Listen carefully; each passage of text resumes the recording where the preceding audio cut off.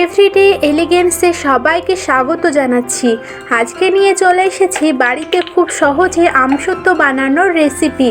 তো চলুন এবার শুরু করি। আমি এখানে 6টি কাঁচা আম নিয়ে নিয়েছি। এবার এগুলির খোসা ছাড়িয়ে টুকরো করে কেটে জলের মধ্যে রাখছি ধুয়ে নেওয়ার জন্য।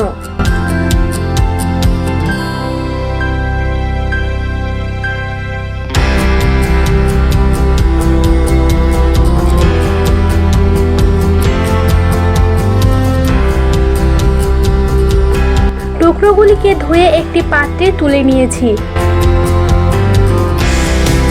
এবার একটি শুকনো ফ্রাইং প্যানে 4টি শুকনো লঙ্কা ভেজে তুলে নিয়ে ওই প্যানের মধ্যেই দিয়ে দিচ্ছি জল। জলটা ফুটে উঠলে ওর মধ্যে টুকরো করে রাখা আমগুলি সিদ্ধ হতে দেব। ঢাকনা দিয়ে ঢেকে প্রায় 20 মিনিট ফুটতে দেব।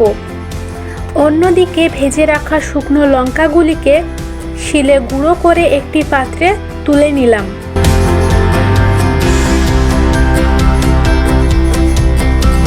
প্রায় 20 মিনিট পর ফিরে আসলাম। দেখুন বন্ধুরা, আমগুলি ভালোভাবে সিদ্ধ হয়ে গিয়েছে। একটু ঠান্ডা করে নিয়ে কোনো গ্লাস বা বাটির সাহায্যে সিদ্ধ আমের টুকরোগুলিকে ম্যাশ করে নেব। খুব ভালোভাবে ম্যাশ করতে হবে। এবার একটা পাত্রের উপর একটা পরিষ্কার কাপড় নিয়ে নিলাম এবং ওই ম্যাশ করে রাখা আমটিকে ঢেলে দিলাম। এবার হাত দিয়ে চেপে চেপে আমের শসালো অংশগুলি বের করে নেব, যাতে এর মধ্যে কোনো শক্ত বা ছিবড়া অংশ না থাকে। দেখুন কাপড়ে কতটা ছিবড়া আটকে গেছে। আমটা আমি এখন ফ্রাইং প্যানে নিয়ে নিচ্ছি। এর মধ্যে দিয়ে দিচ্ছি গুঁড়ো করে রাখা শুকনো লঙ্কা, স্বাদ মতো লবণ, তেজপাতা ও পরিমাণ মতো চিনি।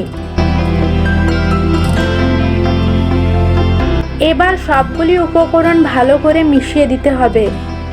চিনি থেকে কিন্তু জল ছাড়বে, সেই জলটা আমাদের শুকিয়ে নিতে হবে।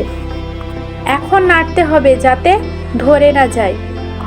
যেহেতু আমের পিউরির মধ্যে কোনো প্রকার জল ছিল না, তাই আমাদের নাড়তে হবে এবং ঘন হওয়া অবধি অপেক্ষা করতে হবে।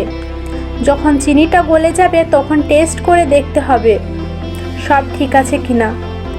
তাহলে আমরা অনবরত নাড়ার উপরেই রাখছি।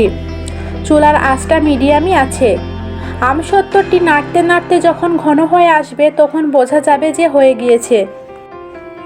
এখন চুলাটা আমি বন্ধ করে দিচ্ছি।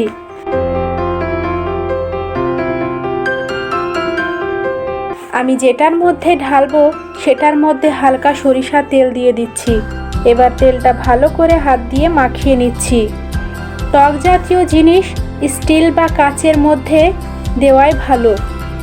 অন্যান্য কিছুতে দিলে দেখা যায় কি আমসত্ত্বর কালারটা নষ্ট হয়ে যায় অথবা তিতও লাগতে পারে। এখন এটাকে আমি ঢেলে নিচ্ছি। ঘনত্বটা দেখে বুঝতেই পারবে কতটা ঘন করে আমি নামাচ্ছি। আমসত্ত্বটা কতটা পাতলা করবেন বা মোটা করবেন এটা পুরোটাই নিজের উপরে। এখন সুন্দর করে সেট করে দিতে হবে। এবার রোদে শুকাতে দেব। আমি 3 দিন এইভাবে রোদে শুকিয়ে নিয়েছি। আর শুকাতে দেওয়ার সময় চালুন দিয়ে ঢেকে দিতে হবে, তাহলে কোনো পাখিতে খেতে পারবে না।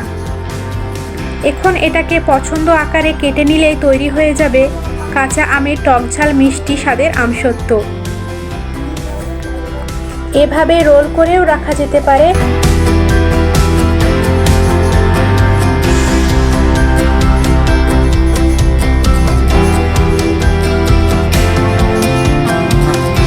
আবার এভাবে পিস করে কেটেও রাখা যেতে পারে।